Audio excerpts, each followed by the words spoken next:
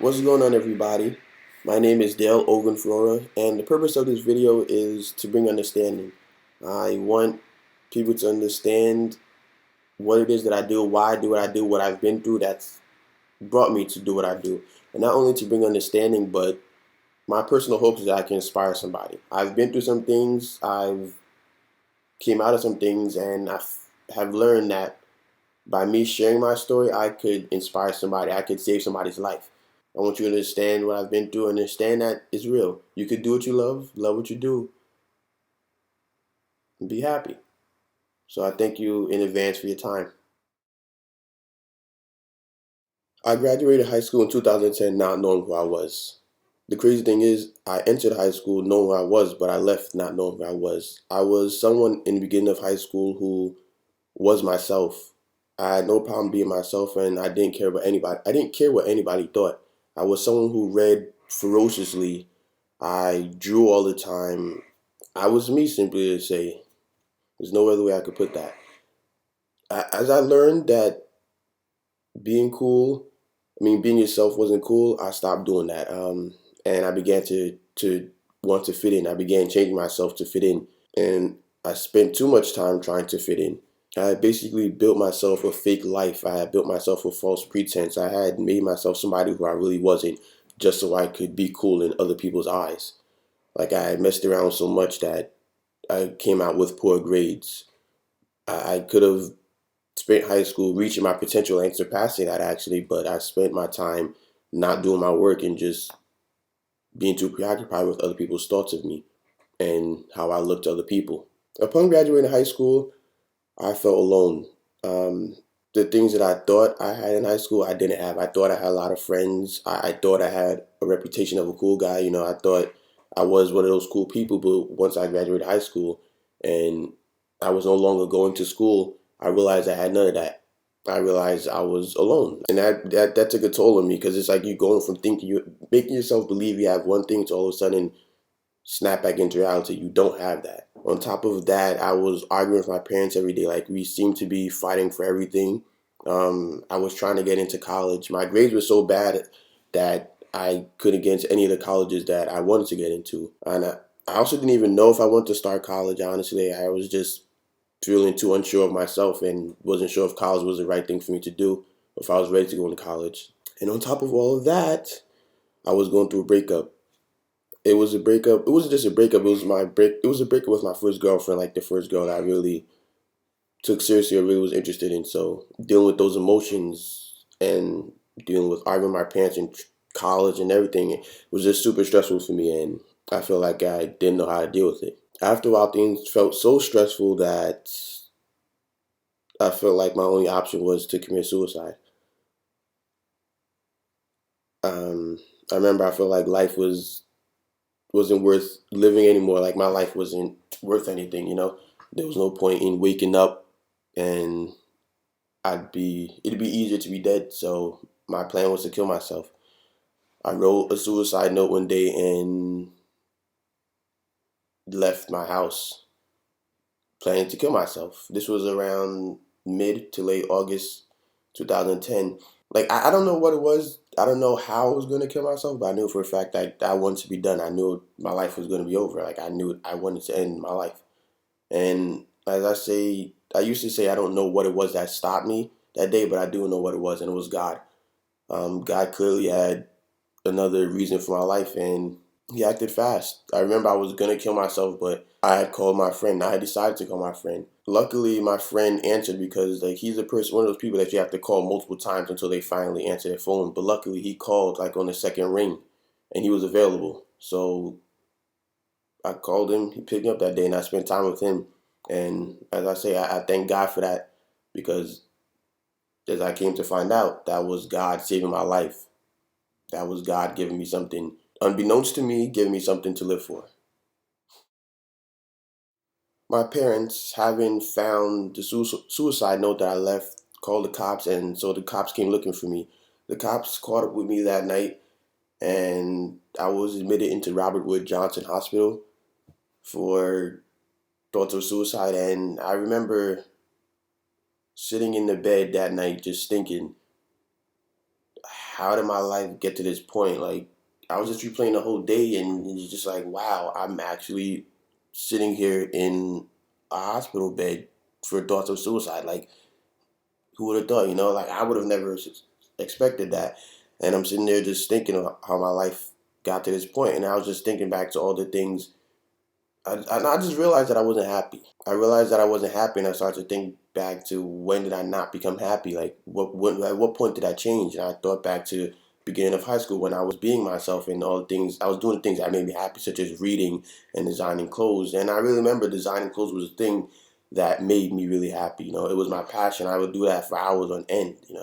Um, and it wasn't designing clothes like making shirts. It was me painting on shirts, hand painting shirts. Like, I could take anything I could find, would be it my shirts, my undershirts, my uncle's undershirts, my brother's undershirts, anything that had a blank surface on it, I would take it and paint on it. And I loved doing it. I used to wear them too, but I remember I stopped doing that because people used to make fun of me for that. They was talking about, oh, that's corny, or you poor, you can't afford clothes, blah, blah, blah, this and that. And I stopped because nobody wants to be made fun of, especially by people who are seniors and stuff like that. And like, I'm a freshman, sophomore, and people making fun of me. So I was like, nah, I'm done. I'm not doing this no more. And I realized that when I made that decision to listen to people's opinions on myself, that's when I stopped being happy. I guess feeling like I was at such a low point in my life, I was just sitting there thinking, I was sitting in the bed thinking, for some reason I was thinking, why not try again? Why not just give it a shot? Like, I was happy when I was designing clothes, and like, here I am now. Like, I graduated high school already. I realized I have nothing. I've done nothing, so why not just give that a shot? Honestly, I have nothing to lose. So I was thinking about all the other times or thoughts that I had of starting a clothing company or trying to start a line that I never went out to do. And I remembered why I stopped. I remembered I always stopped because I was scared. Like, if people were making fun of me for drawing designs on my own shirts by hand, what would they think if I really went out and got some shirts printed? They would think, oh, now he's really poor. Like, he's making his own shirts. He can't go to Echo or someplace and buy clothes. Like, damn, man, this dude is poor. And I didn't want that. So I never went out to do things. I remember I would always come up with lines that I could start, but I would never go through them name after name. I would come up with, but nothing ever stuck. Nothing ever felt right. So thinking of all those things and just thinking about, oh, why not just try again, and just thinking about my past love of designing, designing clothes.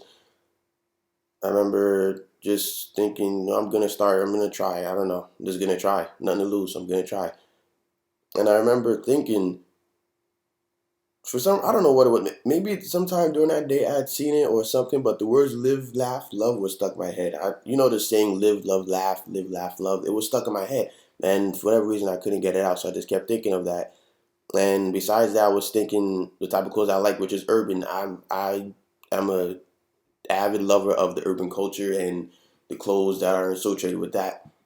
So thinking of all of that and just thinking and thinking and just thinking. For some reason, the most prominent words in my head were live, laugh, love, and urban. And as I said, I couldn't get the live, laugh, love out of my head. It was there, and I realized it was for a reason. Because throughout my thinking, and I guess just jumbling things up, the words live, love, urban came out. Like, I thought it was just a mistake that I just was repeating to myself, but I said it again. I'm like, live, love, urban. Live, love, urban. Live, laugh, love. Live, love, urban. Now, I don't know what it was, but it felt right. And I remember I asked, because there was a lady next to me who was there to make sure I didn't try to attempt suicide. Like, she was sitting there as a watcher. And I remember I asked her for a pen, and she gave me one. And I remember on the hospital forms that I had to sign, I had next to me on the back of them, I wrote "Live, Love, Urban." And I smiled that night. I remember I smiled. And I remember, I think she asked me, is like, everything okay? And I was like, yeah. And I remember actually for that night, after such a long time, I felt happy. I felt like I had something. Like, something felt right. Little did I know what it would have came out to have meant, but I just knew that live, love, urban was going to be something. Like it had to be something. I didn't get those words for no reason. And after thinking about it, I realized that it was God.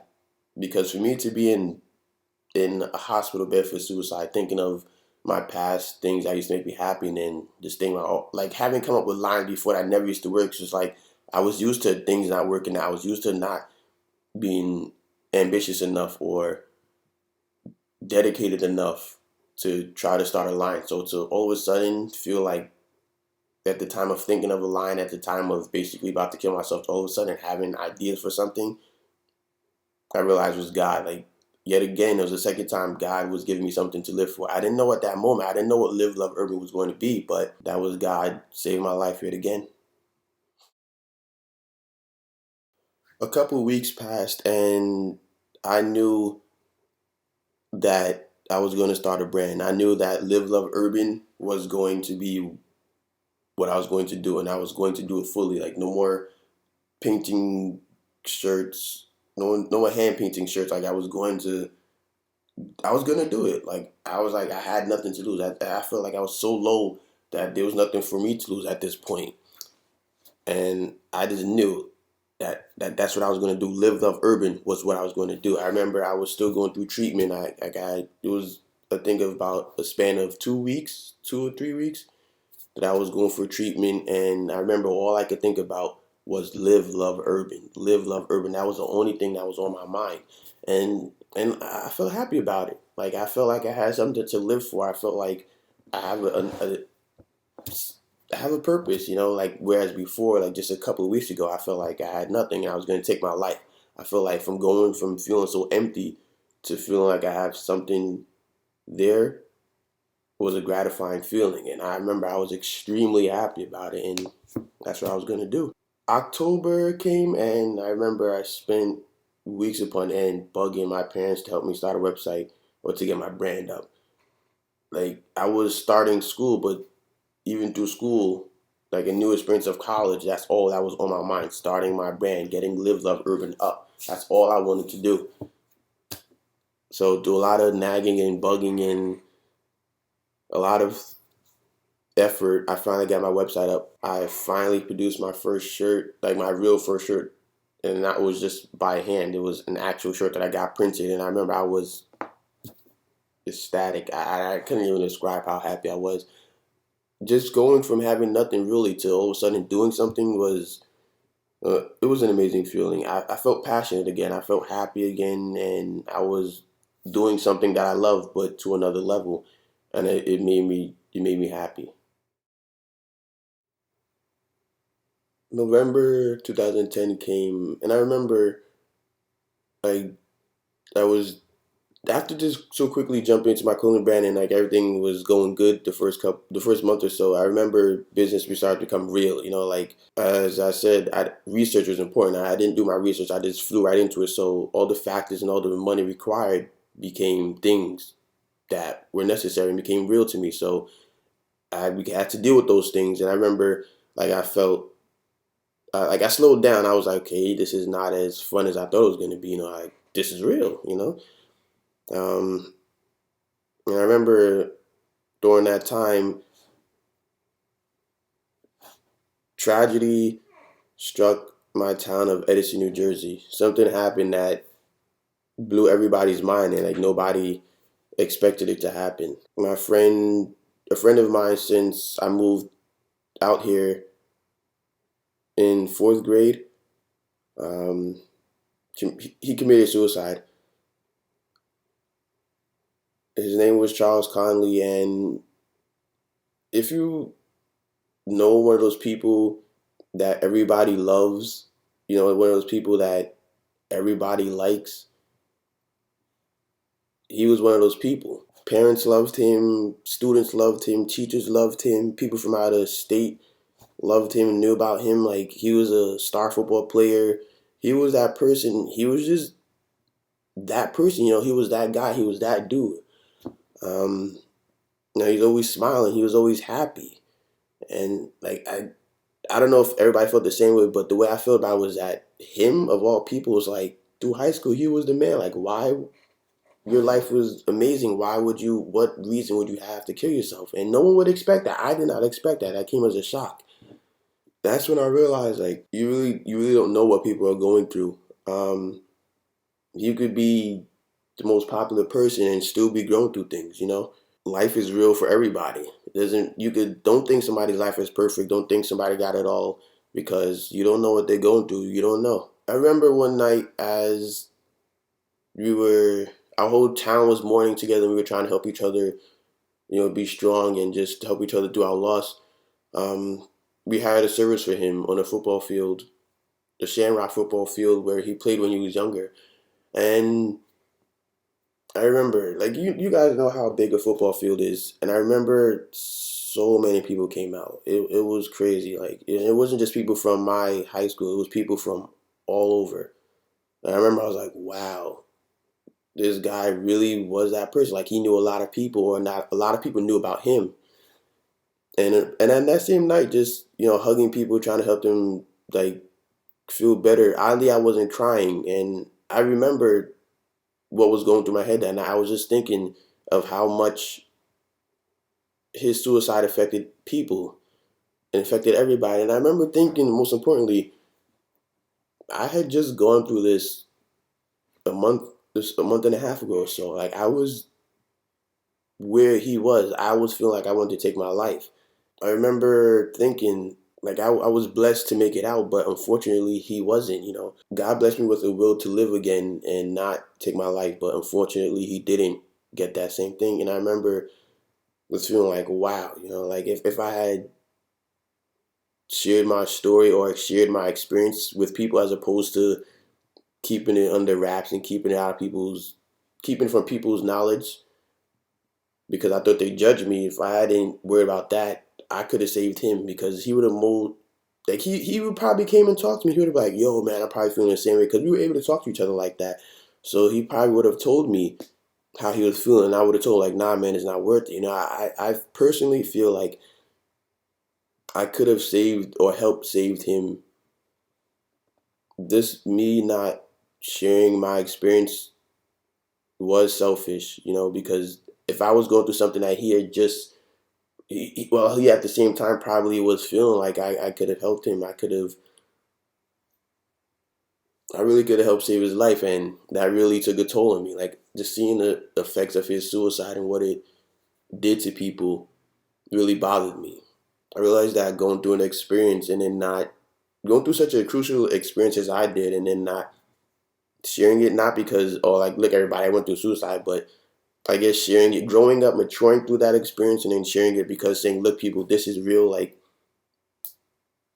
just basically sharing my experience in terms of helping was a selfish thing, and I realized I couldn't let that happen again.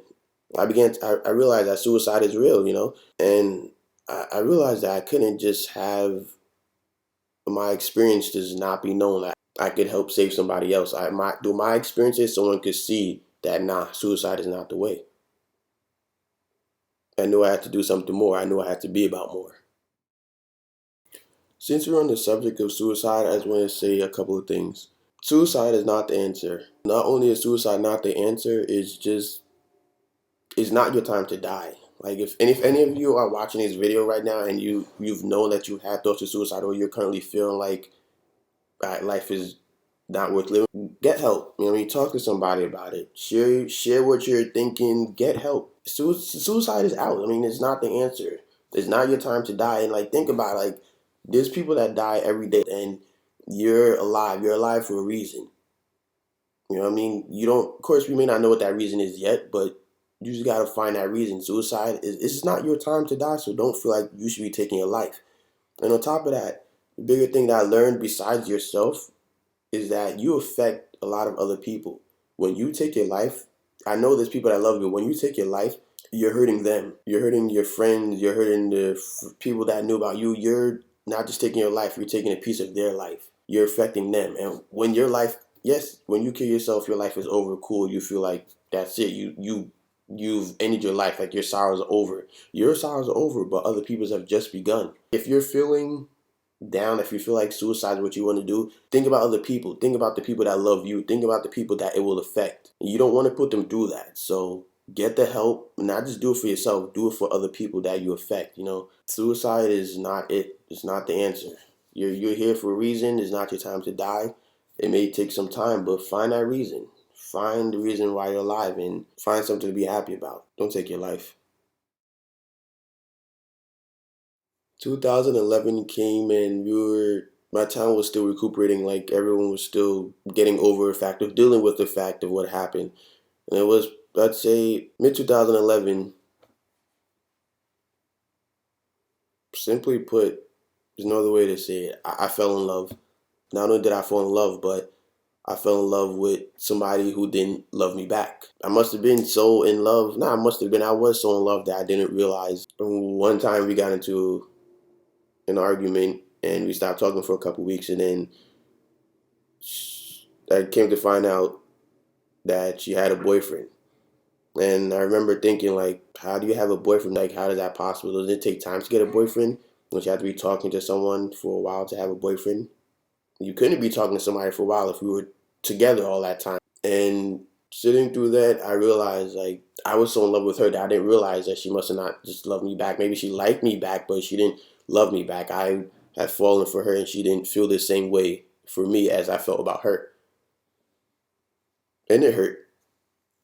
I'm man enough to say that it hurt. I remember in turn, I was trying to deal with it. I remember I was just stressed out, like I was sad, and I mean, there's no other way I can explain it. I was just hurt by it. I was feeling stressed out. I was listening. I remember I was in my room drawing and listening to Childish Gambino, Heartbeat by Childish Gambino. Real quick, if you guys don't know who Childish Gambino is, Childish Gambino, Donald Glover is a phenomenal artist. The reason why I listen to Childish Gambino so avidly, and I think that you guys should too. He's an artist that just speaks his mind. He talks about what's real to him. He talks about what he knows, and I respect that. I mean, he's not afraid to talk about his emotions. And in a time when today is like you're considered weak for talking about your emotions, I really do respect what he does and his talent. So I was listening to Childish Gambino. I was listening to the song Heartbeat, and I remember I was just sitting there just stressed out, drawing, and the song goes heartbeat, my heartbeat, and I don't know, I guess what I was thinking of, how I was thinking about her and everything, like I was drawing hearts on the paper, and I think I was going for the heartbreak symbol, it's the shape of a heart, but the crack down the middle and the heart split. I think I was going for drawing that, but instead of drawing that, I drew a heart, a triangular edged out heart with a squiggly, not squiggly, but like a sharp line going through it. At that moment, I didn't know that was going to be something, but yet again, it was God giving me something. I kept that drawing, and a couple of days later, I was just going through my different things, trying to come up with new designs, whatever. And I remember just looking at it, and I was like, I don't know, it looks kind of cool. So I remember I got the image done up. I don't know what made me do it, but besides the fact that it looked cool, but I remember I just went and got it done. I got the image created, and I put them on crew necks. I made it was 4 crew neck colorways, 3 initially, but another one that I just printed. It was a South Beach colored one. It was a gray crew neck with black, pink, and teal on it. It was a Granddaddy Perp. It was black with a teal and a purple colored heart, and on the last one it was just a gray crew neck, but just with a black outline. And I had that color printed in one red sample, which came out to be the Chicago Bulls. And I put them out there on my website. I remember people were buying it. They were like, "Oh, I love this. I really like this logo. Where could I get one?" Blah, blah, blah. This and that. Like, actually, through that time was when I first got my first couple of international sales. And I remember I was like, who knew that logo would have came out to be so much? That design would have come out to be so much. If I remember correctly, during that time while I was selling the crew necks, I think someone asked me, "What does this mean? Like, what does the logo mean?" And I remember I didn't have an answer for him. I was like, "Oh, it's just a design that I made."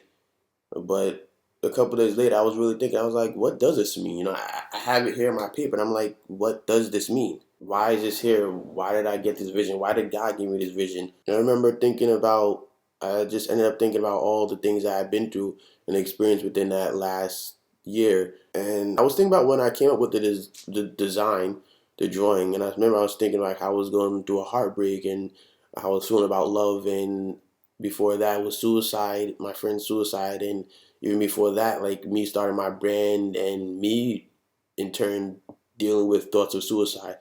And I'm just thinking, like, again, also high school and how I was through high school. And I'm just thinking all that stuff. And things started to come too. Things became clear. Things started to stand out about the logo. And the first thing that was the middle piece of the logo. If you look at it, it looks like a squiggly line. But I remember thinking, like, this looks like that thing on those machines. You know, when you see in a movie, if you're hooked up to it and it goes beep, beep, beep, and when you're dead, it goes beep. That's what that looks like to me. Say, what's that machine called? What's that machine called? An EKG machine? At that time, as I knew, I didn't know in depth what an EKG machine was and what it exactly did. So I began to do research on it, on what an EKG machine is and exactly it does and what is it. And as I come to find out, an EKG machine checks for electrical activity. It checks for problems and electrical activity in your heart. After the EKG machine checks the electrical systems in your body, it displays it on a graph, or if it's not a graph, on a screen that you see, the ups and downs. And those ups and downs, those dips and spikes are actually called waves. So I realized that the line is no longer a squiggly line. It's not just supposed to be a heartbeat line. It's actually waves. And I'm like, oh snap, wave. Wow. Okay. The second piece of the logo that began to stand out to me was the outer shape of it. I'm like, okay, if you look at it on first glance, it looks like a heart, but not exactly a heart. So I'm thinking, okay, I was going through a heartbreak at that time when I drew. I was listening to Heartbeat. My heart hurt. Love. I was thinking about things of love, like I was going through a situation of love, and as you know, the symbol for love is the heart. So, I guess I was drawing a heart. I was going for a heart, but I just drew it like that. But why did I draw it like that as opposed to just drawing a regular old heart? I realized I drew the shape of the heart that way because that's the way I wanted to do it. That's the way I felt it should be done. That's the way I felt comfortable about it. And that's the way I did it. So the question is now that I have like these different components or these different aspects of the logo, is like, what does that all mean? And I'm realizing, I'm looking at it, I'm just like, okay, live, love, urban. Live, love, urban in a heart. What does live, love, urban mean? What do I mean? What do I stand for? Like, what is my story? What am I about? And it became clear. Live. EKG machines represent life. If you're alive, you have a pulse. Your heart beats. You have an up and down. Your life is an ups and downs. Life isn't perfect. You will be going through things. Your life is not going to be consistent on one plane. And if your life is consistently on one plane, you're dead. Your heart no longer beats. The EKG wave in the logo came to represent life and live, the first word of my brand name. And love. Like I said, I was going through heartbreak. Okay, so what does that mean? You're living, so why not love something? Like, I remember I used to love designer shirts. I used to love things. I was happy when I did that. When I started to try to fit in and be what other people thought was cool, that's when I was no longer happy. I learned, and I do believe love is essential to life. You can't have life without love. Like, once you were born, your parents or whoever had to hold you. They had to express love to you. They had to show love. They had to take care of you. And taking care of you is love. Showing care is love. So love is essential to life. You need love to live. So, okay, love. And then it's like urban. What is urban to me? I love urban culture. What exactly is urban? Urban is free flow. Urban is doing things that feel comfortable to you. Like, no one could say, oh no, this is wrong. Urban is your interpretation. Okay, and so why did I draw the heart shaped that way? I did it because I wanted to. I did it that way because that's the way I wanted to do it. And further realizing, I think I drew, combining love and urban, I drew the heart that way because that's what I felt love was. Love is essential to life, but love isn't easy. Whether it be a family related type of love or a love external type of love. Love is not easy. There's ups and downs in life and there's ups and downs in love. So I drew the sharp lines like that, even though it's a heart. I just drew the sharp lines like that to make it more real, you know. Like in the regular heart, it looks like the curve shape like that. It looks like love is so smooth and love is perfect. It's not. There's sharp pains in love. What does that really mean? Okay, it makes sense why I drew those things. What does that really mean? And it's like you kind of like just hit me. Live, love, urban. The life symbol of having life, being alive, using your life, the ups and downs of life. Life is not easy, but in turn, I feel like you have to love something throughout life. Love is essential to life. Love is life. At the same time, you're gonna have to do things. You can't live your life suitable to other people. You have to live your life the way that suits you. You have to do what makes you happy. Do all that. Live, love, urban. Live your life. Do what you love what you do, and be happy through that. Find it and do it the way that makes you happy. I was trying to develop my brand and do more. Like I was trying to create a different aesthetic to my brand. I was trying to have a new look. And I remember I was talking to one of my friends, Steve, about like what do you think? Because I respect what he designs and he draws. So I was like, all right, what do you think I could do with my brand? What could I add to it? I was looking for another opinion. So I asked him, and every time we were sitting there at Kane University, it was my college, we were sitting there just thinking and drawing, and he was like, never flatlining. And I was like, what? Never flatlining. And I was like, okay. He was like, you know how there's a line going through the heart? And I was like, yeah. I mean, at that time, I don't think he understood what what that line through the heart means, the EKG wave. I don't think he understood what that means, but for some reason he said it. I was like, okay. And I remember a couple of days later, I'm sitting there thinking again, like, all right, how could I get this done? I mean, what could I do? I remember looking at the drawing that he had said. I wrote it down, never flatlining. And yet again, it was God. Like, I'm not going to credit myself and say all these things were coming through from me, from my own head. I feel like they were given to me for a reason. I feel like God gave it to me for a reason. So it was God that gave me Steve and him telling me that. It was God that gave me these visions. And never flatlining was the next one. So I'm thinking, never flatlining. What does that mean? When I'm looking at the logo, and the middle piece of the logo, again, as I've said, means life. Live, be alive, use your life. And I'm thinking never flatlining. The middle piece is an EKG wave. EKG wave, you have to have life to have a wave. If you don't, you're dead, you're flatline. What does flatline mean? Dead. It means death. Never flatlining. Use your life. Live. Don't flatline. Do what you can, do what you love what you do, be happy, and use your life to its fullest potential. You know yourself, life is not easy, but don't ever let life get so hard. Don't ever feel like life is so hard that you don't want to live. Don't ever flatline. It fit perfectly into everything. It fit perfectly to what I'm about. It fit perfectly to my experiences of wanting to commit suicide. It fit perfectly to my friend of him actually going ahead and committing suicide. He was living at one point, but then he flatlined. Unfortunately, he flatlined, and just going through everything like love, like your heart beats. You have a pulse. You have the EKG wave. Your heart beats. You're alive. If your heart doesn't beat, then you're dead. You're flatlined. You're done. Never flatline. My hope is that I've blessed somebody or inspired somebody. I didn't just make this video just because I want people to understand what it is that I do, why I'm doing what I do, what this logo means, and inspire somebody. I feel like I went through the things that I went through for a reason, and they're meant to be shared. What I want is to inspire somebody and make you feel that you want to do something or show you that it's possible.